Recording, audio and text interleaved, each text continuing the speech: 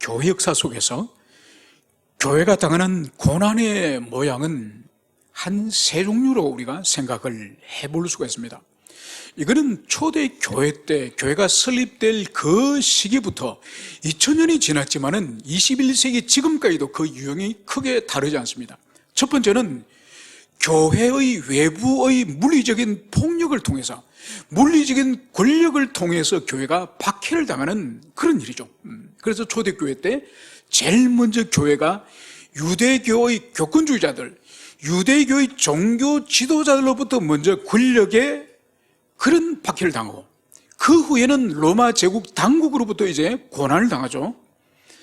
그리고 이것이 역사 속에서 이제는 긴 2000년 역사 속을 지나오다 보면 이런 형태가 특히 20세기, 21세기에 오면서 지금도 있는 물리적인 폭력이 바로 이슬람 지역에 있는 이슬람 세력에 의해서 교회가 박해를 당하는 이런 부분들이 있고, 그리고 세상 국가의 전체주의 국가, 이 전체주의 국가로부터 많은 순교자를 낳았음을 볼 수 있습니다. 그래서 중국 같은 경우에는 중국 공산화와 그리고 문화혁명 가운데에 한 5천만, 6천만 명이 죽습니다. 그리고 러시아 같은 경우도 러시아 공산혁명 가운데에서 한 3천만 명이 죽임을 당하고, 북한 같은 경우에도 북한이 공산화되고 숙청되는 과정 가운데 한 300만, 200만, 300만들이 죽는 거죠. 그래서 어느 시대든지 2000년 전에도 교회 밖에 있는 세상 권력, 칼의 권세에 의해서 많은 사람들이 죽임을 당하고 환난을 당하는 외부의 물리적인 폭력에 의해서 교회가 어려움을 당하는 것이 있고, 두 번째로는 세 번째로는 교회 안에서 일어나는 이 고난이요. 바로 교회 안에서 일어나는 첫 번째는 뭐냐? 교회 안에서 순전한 진리가 아닌 거짓된 가르침, 거짓 교사들이 일어나서 바로 참다운 복음이 아닌 것을 가르침으로 말미암아서 이단을 통해서 진리가 혼잡게 됨으로 말미암아서 교회가 고난을 당하는 거죠. 그래서 진리에 속하는 자와 진리에 속하지 않은 자로 교회가 찢어지고 그런 어려움을 당하는 것이죠. 세 번째 우리가 볼 수 있는 것은 뭔가 하니까 교회 지체 안에서 우리의 불완전함으로, 우리의 온전하지 못함으로 말미암아서 사랑하지 못하고 용납하지 못함으로 말미암아서 지체의 허물로 인해서, 우리 자신의 허물로 인해서 서로 상처를 주고받는 이런 고난이 있다는 거죠. 그래서 인류 역사 속에서 2000년 지난 복음적 교회가 세워진 이후로 이 세 가지의 고난과 환난이 없었던 적이 하나도 없는 거죠. 그래서 지금도 이 지구상 어느 지역, 어느 국가, 어느 민족은 칼의 권세에 의해서 여전히 박해를 당하고 있는 교회가 있는가 하면은, 또 어느 지역, 어느 영혼은 거짓된 그 가르침 때문에 가정이 찢어지고 교회가 찢어지고 그런 어려움을 당하고 있는가 하면은, 또 어떤 가정이나 어떤 교회는 어떤 한 사람의 신앙 인격의 불완전함, 그 사람의 모난 그런 성격이라든지 인격적 오류로 인해서 서로 하나 되지 못하고 용납하지 못하고 사랑하지 못하고 용서하지 못하는 그런 어려움을 당하는 이 세 가지가 대표적 교회가 고난을 당하는 유형이라고 할 수 있습니다. 여러분, 우리가 오늘 6장 1절을 시작했는데 그 앞부분에 등장하는 5장의 말씀이 바로 뭔가 하니까, 사도가 이제 큰 권능을 행하면서 예루살렘 성전에서 복음을 전할 때에 이 사도들이 붙잡혀가지 않습니까? 이 공의의 체포가 돼서 재판을 받습니다. 이 재판을 받는 과정 가운데에서 이제 이 사도들을 없이하려고, 죽이려고 이 종교지도자들이 그렇게 음모를 꾸밀 때에 바로 탁월한 율법학자 가운데에 가말리엘이라고 하는 사람이 중간에 나서지 않습니까? 그래서 이 사람들이 만약 인간적인 모임으로 모였고 인간적인 예수운동이라고 한다면은 놔두면 저절로 소멸된다는 거죠. 그래서 과거에 더다라든지 유다라든지 그런 사람이 수백 명을 규합을 해가지고 운동을 일으켰지만은 그 괴수가 죽고 나니, 우두머리가 죽고 나니 다 뿔뿔이 흩어졌다. 이 예수운동도 만약 인간적인 일이라고 한다면은 그냥 놔두면 다 소멸된다. 그리고 만약 이 일이 진짜 하나님이 함께 하시는 하나님의 일이라고 한다면은 이거는 손대서 절대로 안 된다. 무너뜨릴 수도 없을 뿐만 아니라 이거는 하나님을 대적하는 일이기 때문에 손댈 필요가 없다. 바로 이 말을 듣고 이 종교 지도자들이 이 사도들을 채찍을 때리고 놓아주지 않습니까? 그때 채찍을 맞고 이 사람들이 나오면서 어떻게 반응을 보입니까? 야, 우리가 그리스도 이름을 위해서, 우리가 그리스도를 위해서 채찍을 맞고 고난을 당하는 것이, 이것이 진정으로 제자의 길인데 드디어 우리가 제자로 인정을 받는구나. 그러면서 오히려 그들이 기뻐하였다고 그러지 않습니까? 바로 그 일이 있고 나서 오늘 이 6장을 시작하는 거예요. 그래서 외부적인 큰 박해를 경험하고 사도들이 물리적인 폭력을 당하는 그 일을 경험하고 나서 이제 이 6장에서는 교회 안에서의 이 고난이, 교회 안에서의 교회 분열이 오늘 일어나는 이 이야기를 오늘 누가는 기록을 하고 있습니다. 그래서 그때에 제자가 더 많아졌는데, 바로 이것은 오순절 성령이 강림한 이후에 베드로가 거리에 나가서 복음을 전파할 때에 그 한 날에 3,000명의 신자들이 늘었다고 말씀하지 않습니까? 그리고 또 베드로가 성전 미문에 있는 그 안전뱅이를 치워가는 이후에 또 강력한 붕이 임했죠. 그래서 이 신자들이 5,000명이 됐다고 성경이 기록하고 있습니다. 그래서 처음에는 120명, 3,000명, 5,000명, 거기다가 오늘 제자가 더 많아졌다는 거예요. 그러니까 엄청난 폭발적인 이 성령의 역사에서 이 교회 성도가 늘어났음을 보여주고 있습니다. 여러분, 여기서 3,000명, 5,000명은 이거는 여자나 어린 자녀를 카운트하지 않은 이 남자들의 숫자예요. 그러니까 최소한 이 예루살렘 교회가 벌써 이 시기에 10,000명이 넘었다는 것을 볼 수 있습니다. 그리고 이 성도들이 4장과 2장에 보면은 은혜를 받고 어떤 헌신을 하게 됩니까? 바로 자기의 논밭을, 집을 팔아서 그 돈을 사도들 발 앞에 내어두고 사도들은 그걸 가지고 성도들 가운데 가난한 사람, 고아나 과부들, 이런 사람들을 다 분배하여 나눠줘서 성경은 가난한 사람이 없었다, 이 말씀을 하지 않습니까? 그러니까 조직이 엄청 10,000명이 넘는 그런 조직이 되었고, 그리고 그들이 바치는 헌금도 10,000명이 넘으니 엄청난 액수가 아마 헌금이 됐을 겁니다. 그런데 오늘 바로 이렇게 교회가 커지고 많은 물질이 이제 들어옴으로 말미암아서 이제 새로운 국면에 이제 이 어려움이 임하였음을 볼 수 있습니다. 그것이 바로 뭐냐? 헬라파 유대인들이 자기의 과부들이 매일 구제에 빠짐으로 히브리파 사람을 원망하니, 여러분, 예루살렘 교회 안에는 대표적으로 두 부류의 사람들이 있음을 여기서 보여주죠. 그 사람들이 누굽니까?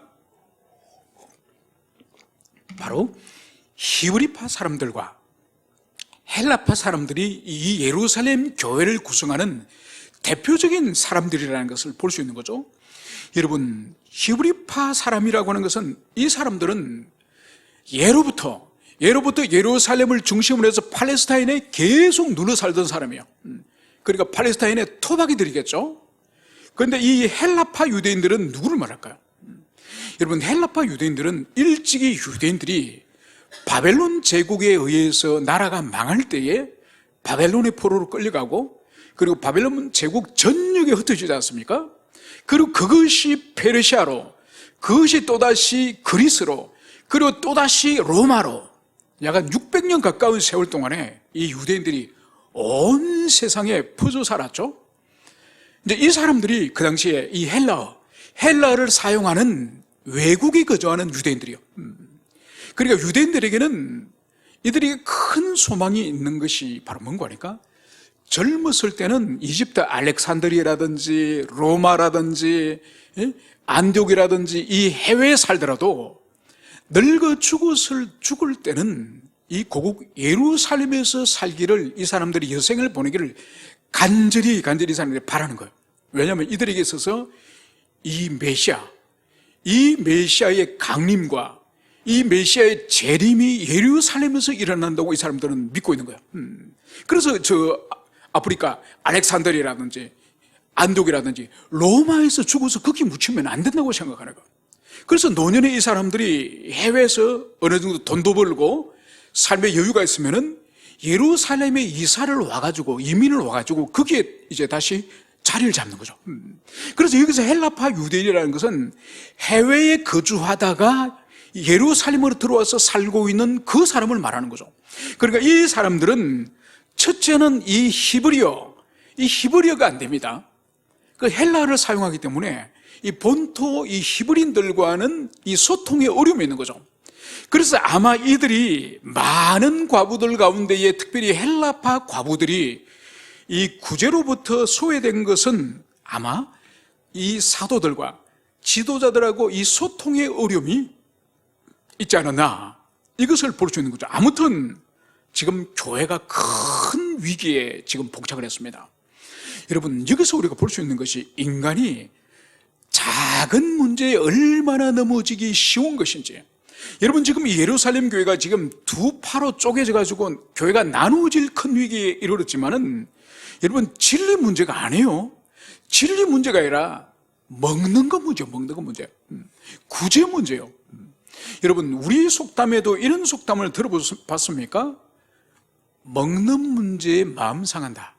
여러분 들어보셨죠? 그러니까 작은 어떤 먹는 거 하나 가지고 누가 더 먹고 덜 먹는 이런 걸 가지고 사람들이 마음을 상하는 거예요. 여러분, 교회도 예외가 아니에요.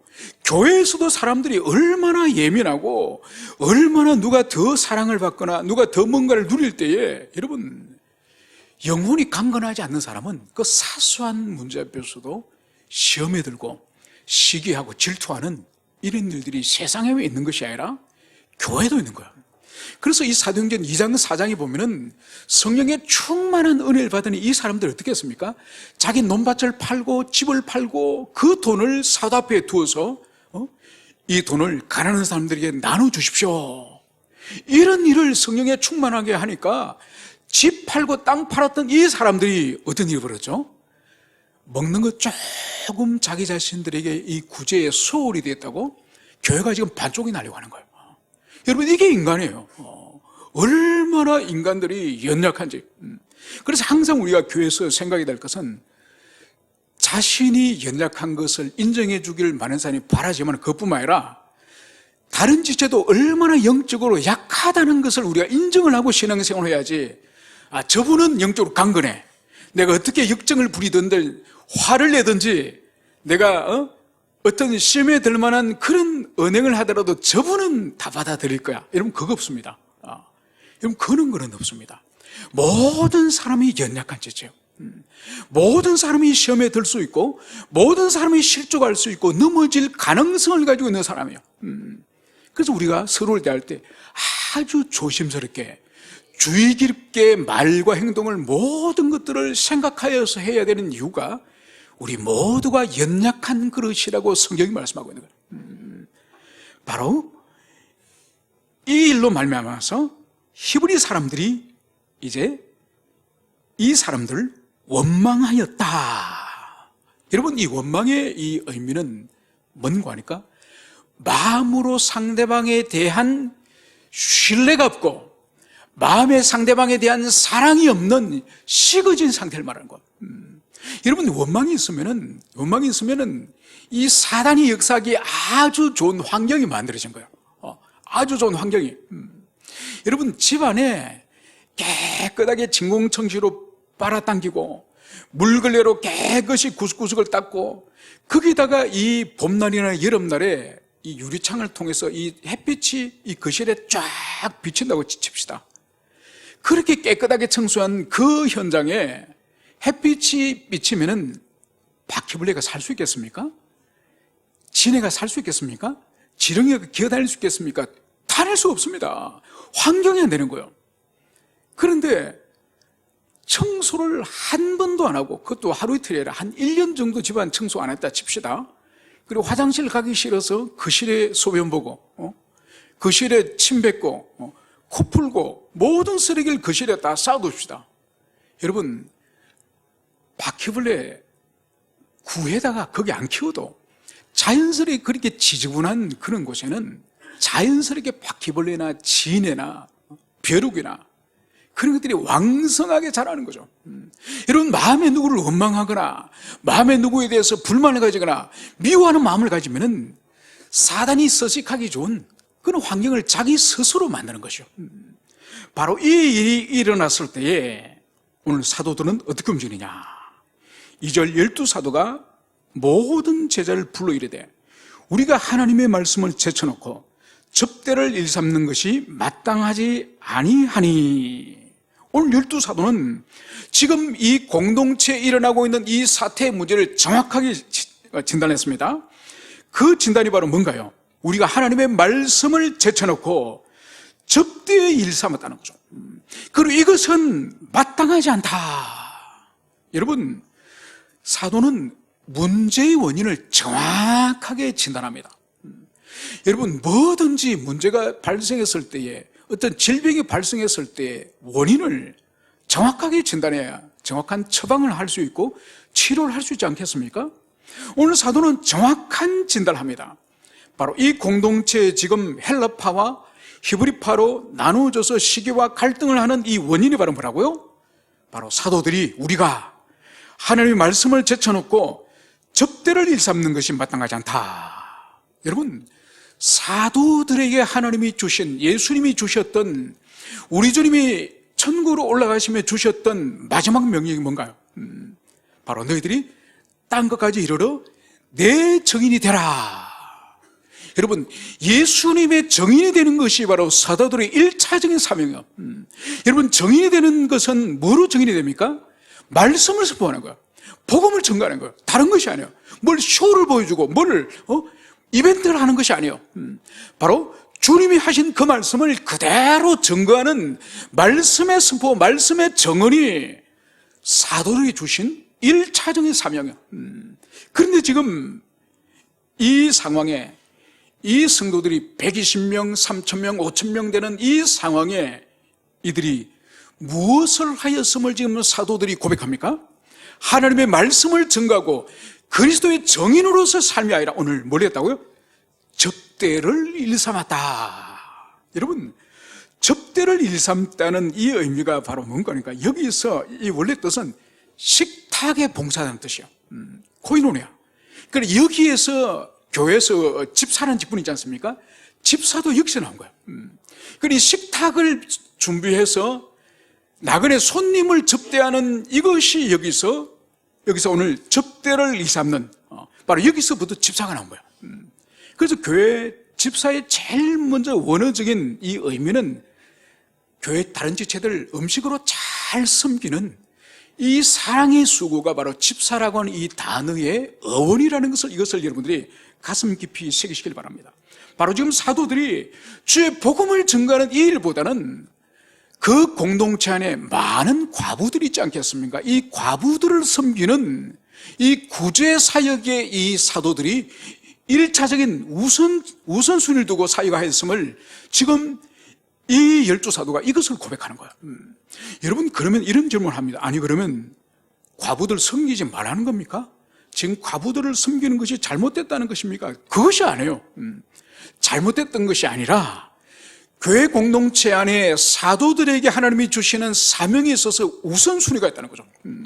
그 우선순위를 따라서 사역을 해야 되는 것이지, 그 우선순위가 뒤집어지면은 바로 교회가 쪼개지고 갈등을 하는 이런 문제가 일어날 수 있다는 것을 오늘 사도들이 그것을 고백하는 거예요. 자신들의 고유한 그리스도의 정인의 사명, 진리와 복음을 증거하는 이 사명을 사도들이 1차적인 우선순위에 두고 사역을 하지 않고 바로 식탁에서 섬기는 이 구제 사역에 이 사도들이 1차적으로 사역을 했기 때문에 이 순위가 잘못됐다는 이것을 여기서 고백하는 것을 볼 수 있습니다. 그러면서 이제 사도들이 대안을 제안합니다. 이 대안이 뭐냐? 3절, 형제들아, 너희 가운데서 성령과 지혜가 충만하여 칭찬받는 사람 7을 택하라. 우리가 이 일을 그들에게 맡기고 우리는 오로지 기도하는 일과 말씀 사이에 힘쓰리라. 여러분, 이 사도들이 성경 기록하고 있지 않지만 이 대안을 지금 이 공동체를 향해서 내어놓지 않습니까? 이 내어놓았을 때 이 사도들도 충분히 이 12사도들이 기도하지 않았겠습니까? 기도하면서 또 서로 논의를 했겠죠? 우리 공동체가 왜 이렇게 두 조각으로 나누어져서 서로 다투고 이런 갈등이 일어났을까? 이걸 기도하면서 이들이 주님의 뜻을 살펴보니 바로 사도들로서 말씀과 기도 사이에 1차적으로 집중해야 되는데 이것을 하지 않았음을 그들이 결론을 내리는 거죠.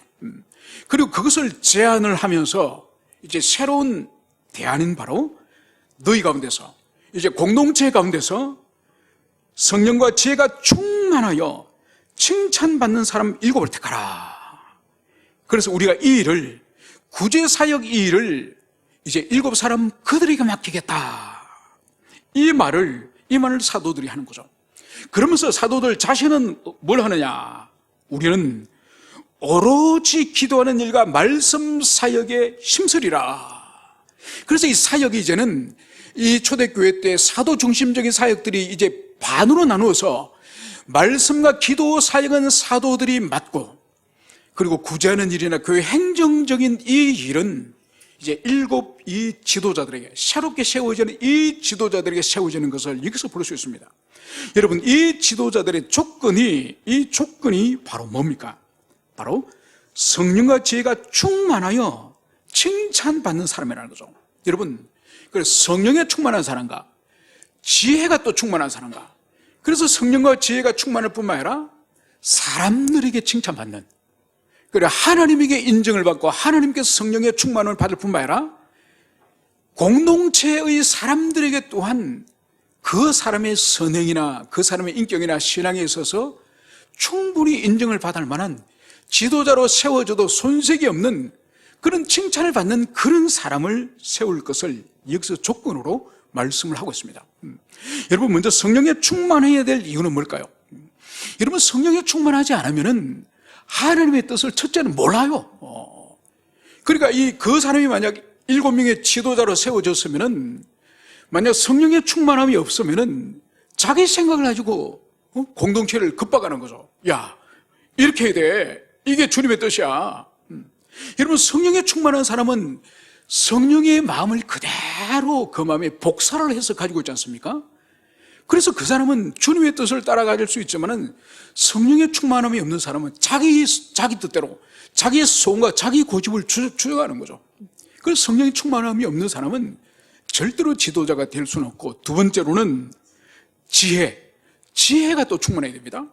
여러분 이때 지혜는 가방끈이 길은 공부를 많이 했거나 학위가 있는 세상적인 인본주의 지혜를 말하는 것이 아니에요. 이거는 성령에 충만하기 때문에 이것은 성령이 주시는 지혜, 하나님의 지혜를 말하는 거예요. 그래서 이런 두 가지를 갖출 뿐만 아니라 칭찬받는 자들. 그래서 사람들에게 충분히 그 사람이 교회의 장로로, 권사로, 그리고 안수집사로, 집사로 세워졌다고 말할 때 사람들이 고개를 숙일 수 있는 그분은 충분히 신앙이나 인격에 있어서 감당할 만하신 분입니다. 이런 사람과 우리 사장님 교회 장로라는데요? 그 박사장이 장로라고? 아니 그 사람이 술이 얼마나 센데 어제 저녁 하더러 나하고 그 하우스에서 이 포카 새벽 2시까지 하다가 갔는데 이러면 안 된다요. 그러니까 누구 앞에 그 사람이 교회의 지도자로 세워졌다고 말할 때 다 고개를 숙일 만한 칭찬을 받는 그런 사람을 이제 천거할 것을 여기서 말씀하고 있습니다. 그래서 여기서 보십시오. 너희가 세우라는 거예요. 너희가 택하라는 거예요. 여러분 오늘날도 보세요. 교회 지도자를 세울 때에 담임 목회자나 어떤 사람이 깊이 기도하고 그 다음날 딱 이렇게 교회 나가지고 자 오늘 우리 교회에 새로운 장로를 선포하겠습니다. 새로운 권사를 내가 호명할 테니 일어서십시오. 그러면서 홍길동, 김순자 여러분 이러면 안 된다는 거예요. 초대교회 때도 분명히 절차는 사람이 선대고 사람이 뽑습니다. 그러고 나서 어떻게 하냐 안수를 사도들이 하는 거죠. 여러분, 사도들이 안수한다는 이것은 뭔가 하나님의 인줄로 말하는 거예요. 하나님이 그 사람에게 이제는 사명을 감당할 수 있는 신분과 직임과 능력을 부여해 주시는 것이 바로 안수의 절차인 거죠. 그래서 오늘날도 일방적으로 어느 담임 목회자나 어떤 사람이 오늘부터 우리 교회 사역자는 누구로, 그리고 장로는 누구로, 여러분 내가 선포하니 여러분들 따르십시오, 이러면 안 된다고요. 이거는 교회법에도 어긋나고 성경적으로 어긋난다는 것을, 이것을 여러분들이 가슴에 깊이 새기시길 바랍니다. 그래서 이들은 이제 그 사역은 이제 7명의 지도자들에게 맡기고, 그리고 자신들의 말씀과 기도에 집중하겠다, 이 말씀을 하고 있는 것을 볼 수 있습니다. 여러분, 이것은 절대로 쉬운 일이 아니에요. 여기서 우리가 볼 수 있는 것이 뭔가, 이 사도들이 얼마나 성령에 충만한 사람인지 볼 수 있는 것이 두 가지예요. 바로 이 사도들은 지금 교회가 이제 히브리파 헬라파로 나누어져가 갈등을 일으키는 이것이 책임이 자신들에게 있음을 고백하는 거예요. 우리가 하나님의 말씀과 기도에 전무하지 않고 우리가 구제 사역에, 그 사역을 우리가 집중함으로 말미암아서 이러한 위기가 일어났습니다. 이 위기에 대한 자기 책임을 인정하는 거예요. 여러분, 이것은 매우 힘듭니다. 여러분, 대부분 사람들이 지도자가 되면은 자기 허물을 인정하는 것을 아주 사람들은 싫어합니다. 그래서 대부분 교회 안이나 세상에서나 어떤 위기가, 문제가 발생하면은 지도자들은 어떻게 하죠? 희생양을 찾는 거야. 누군가에게 책임을 씌워서 그 사람을 제거함으로, 그 사람을 처벌함으로 그 문제를 해결하려고 하는 거죠. 대부분 그렇게 합니다. 그런데 오늘 사도를 보세요. 성령의 충만함이 임하니 지금 이 문제는 트집을 잡는 헬라파들이 문제가 있습니다, 이렇게 말하잖아요. 또 불합리하게 이 구제를 합리적으로 배분하지 않는 히브리파 성도들에게 문제가 있습니다, 이렇게 말하잖아요. 또 사도들은 구제가 이 교회 안에 문제가 일어서니 이제 구제 집어치워, 이렇게 말하지 않습니다. 구제를 계속하되 더 효율적으로, 그리고 더욱더 교회가 은혜롭게 되기 위해서 이 문제는 사도된 우리의 잘못입니다. 우리가 말씀과 기도에 전무하지 않고 구제 사역에 우리가 1차적으로 마음을 뒀기 때문에 이런 분쟁이 일어났습니다. 이것을 먼저 진단하고, 두 번째는 이 구제를 할 때 누구에게 얼마를 줄 것인가, 이것은 여러분 권력이에요. 여러분, 이것은 국가에서도 마찬가지고, 이거 심지어 교회에서도 마찬가지입니다. 우리 교회처럼 자그마한 교회는 문제가 되지 않겠지만은 이 예루살렘 교회는 벌써 성도가 10,000명이 넘어요. 오늘날도 10,000명이 넘는 교회는 1년에 예산이 200억이 넘어요. 그럼 그 안에 수많은 위원회가 있고 부서가 있고, 그러면은 예산을 어느 부서에 우선적으로 얼마만큼 줄 것인지 이거는 당회와 이 단임 목회자들이 결정하지 않습니까? 여러분, 그래서 거대한 조직을 갖추면 반드시 조직에 사람을 움직이는 인사권이 있을 것이고, 거기에 재정을 움직이는 재정권이 있습니다. 여러분, 이거는 권력이에요, 권력. 누구에게 돈을 얼마 줄 것인지, 어떤 사람을 쓸 것인지, 어떤 사람을 자를 것인지, 이거는 그 자체가 권력이에요. 그리고 오늘 사도들이 어떻게 하죠? 이 재정권과 이 인사권에 관한 이 부분에 대해서, 행정권에 관한 이 부분에 대해서 우리는 포기하겠습니다. 이 부분은 7명의 지도자들이 새롭게 할 것입니다.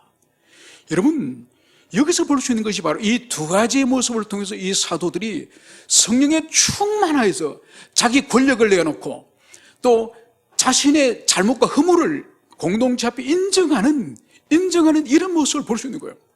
여러분, 그래서 오늘날도 보세요. 공동체 안에 세상의 나라나 또 아니면 교회 안에서나 어떤 재정 권력을 축소시키거나 어떤 권력을 축소시킬 때에 많은 사람은 반감을 가집니다. 저 사람들이 나를 지금 자르려고 하나? 아니면 저 사람들이 나를 지금 나가라 하나? 저 사람들이 나를 지금 방귀를 들고 있나?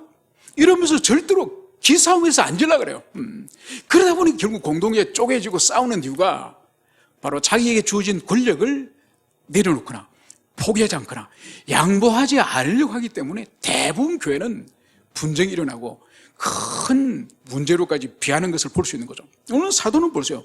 정확히 이 문제의 책임은 사도인 우리에게 있다. 그리고 우리가 지금까지 가지고 있던 이 주도권, 이 재정과 이 행정권, 이것은 7명 새로운 지도자에게 위임하겠다. 얼마나 귀하고 아름다운 모습인지 그것을 우리가 볼 수 있습니다. 그러면서 보십시오. 이것을, 이 사도들의 제안을 온 무리가 이 말을 기뻐하여, 그리고 이 제안을 모든 공동체가 기쁘게 이 제안을 받아들였음을 여기서 볼 수 있습니다. 그래서 믿음과 성령이 충만한 사람 스데반과 빌립과 브로고로와 니가노르와 디몬과 바메나와 유대교 입교했던 안디옥 사람 니골라를 택하여, 지금 7명의 사람을 이제 택했습니다. 이 사람들의 특징이 뭐냐? 바로 믿음과 성령이 충만한 7명의 이 지도자, 이 사람들을 이제 택하였음을 여기서 보여주고 있습니다. 여러분, 여기서 우리가 보통 알려진 사람은 2사람 정도입니다. 그죠? 그리고 이 스데반은 이제 사도행전 7장에 보면은 스데반이 이제 등장을 합니다. 그리고 8장에 가면은 이 빌립이 등장해요. 그리고 이 2사람은 알려졌는데 그 나머지 사람들의 활동에 대해서는 이 사도행전에 알려진 바가 없습니다. 그리고 제일 마지막에 등장하는 안디옥 출신의 이 니골라, 이 사람은 어떤 사람들은 이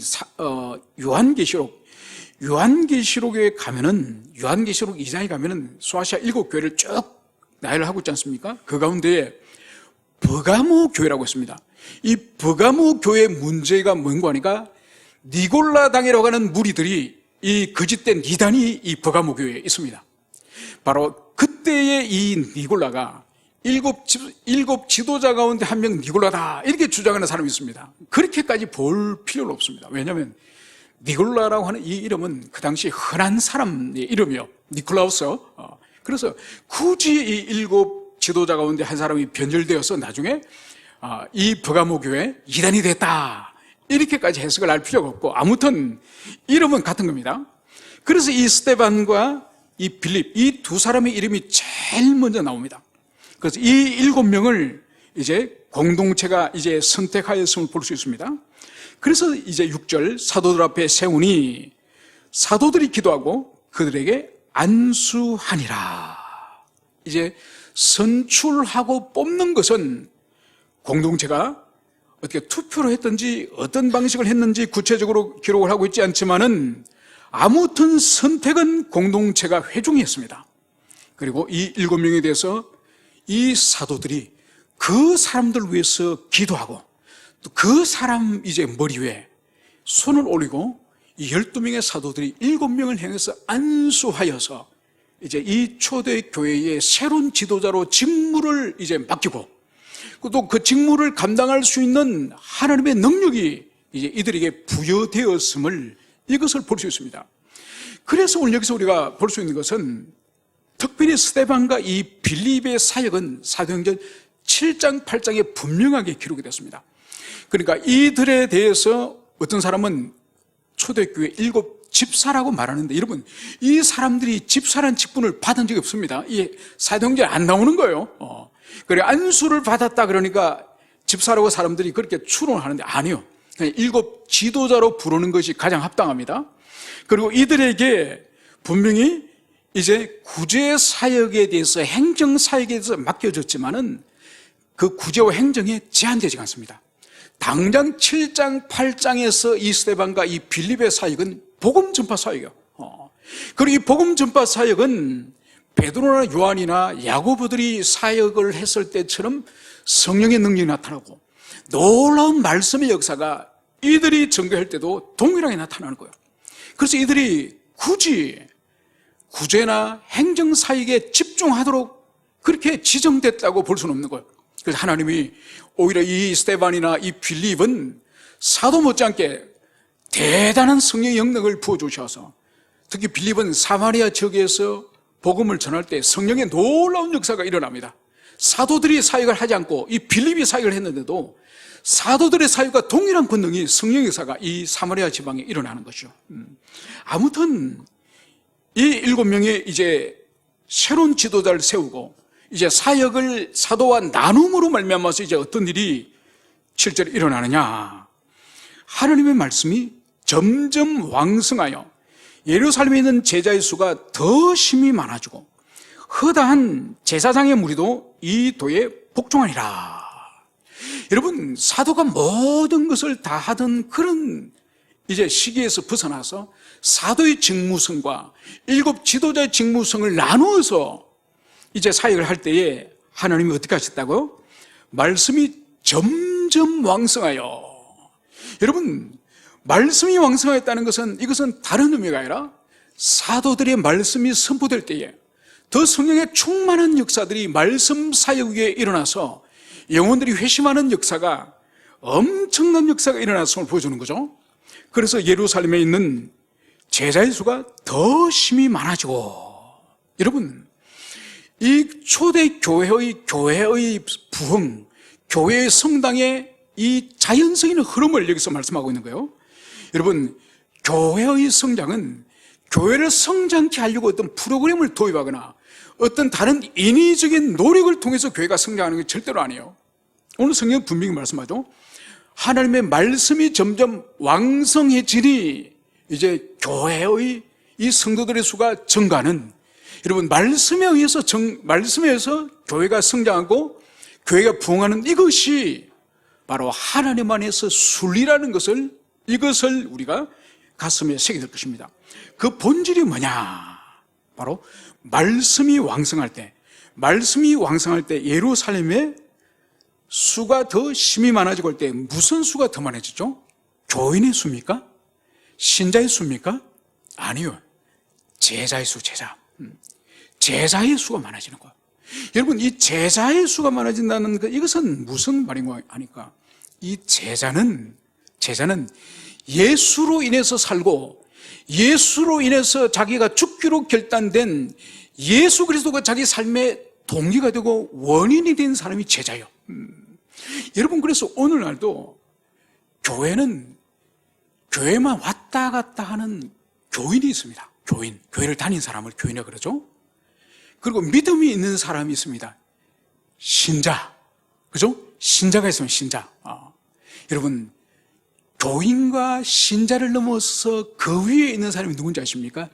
성도의 성도. 거룩한 사람을 말한 거. 이 거룩한 사람이 바로 참된 신자예요, 신자.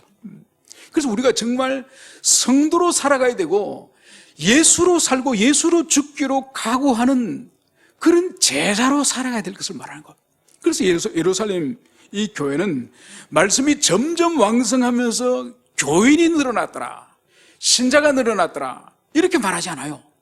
제자의 수가 점점 더 심히 많아지고, 그래서 우리가 성도가 되어야 되고 예수로 살고 예수로 죽는 제자가 될 것을 여러분들이 가슴에 깊이 새기시길 축원합니다. 그리고 마지막으로 허다한 제사장의 무리도 이 도에 복종하리라. 여러분, 이 초대교회 말씀의 영향력이 얼마나 강력하였으면 이 말씀의 가마가 심지어 성전에서 제사를 집례하고 성전에서 하나님을 섬기는 것을 자기 직무로 여기는 이 제사장마저도 예수 그리스도의 복음을 받아들이고 바로 주의 복음에 복종하는 일이 일어났음을 여기서 보여주는 거예요. 여러분, 이 제사장은 어떤 무리입니까? 예수님 시대 때 어떤 무리들이죠? 예수님을 박해하고 예수님을 죽이는데 앞장섰던 종교 지도자들이 바로 이 제사장들이에요. 여러분, 그 당시에 예수님 시대 때, 이 초대교회 때 성전에서 섬겼던 레위인들이라나 이 제사장들의 수가 약 한 6천에서 한 8천 명이 됐다고 합니다. 그 엄청난 수가 그 일에 종사를 하는 거죠. 그 일에 종사를 하면서 이들에게 그리스도 예수의 복음이 그들도 영향을 받지 않겠습니까? 결국은 복음이 이들의 심령까지 뒤흔들어서 바로 그리스도 예수를 못 박았던 그 악한 일에 앞장섰던 이 제사장들의 무리말도 마음을 녹이고 이들 말도 복음 속으로 들어와서 바로 복음에 복종하는 이 놀라운 일이 일어났음을, 이것을 성경이 말씀하고 있습니다. 그래서 복음에는 어느 영혼도 어느 사람도 녹지 않을 사람이 없는 거예요. 그래서 누구도 우리는 두려워하지 말고, 누구도 이 사람은 절대로 예수를 안 믿을 거야 예단하지 말고, 누구든지 때를 얻거나 못 얻거나 기회가 되면은, 전할 수 있는 기회가 되면은 그 사람에게 전하고 결과는 주님께 맡게 되는 거예요. 심지어 제사장마저도 주님께로 돌아오는 이런 역사가 있음을 오늘 성경이 우리에게 이것을 말씀하며, 우리 또한 초대교회 성도들처럼 우리가 구령의 열정, 영혼에 대한 불쌍히 여는 그 마음이 우리 심령 가운데 충만히 임하기를 축원합니다. 함께 우리 기도하시겠습니다.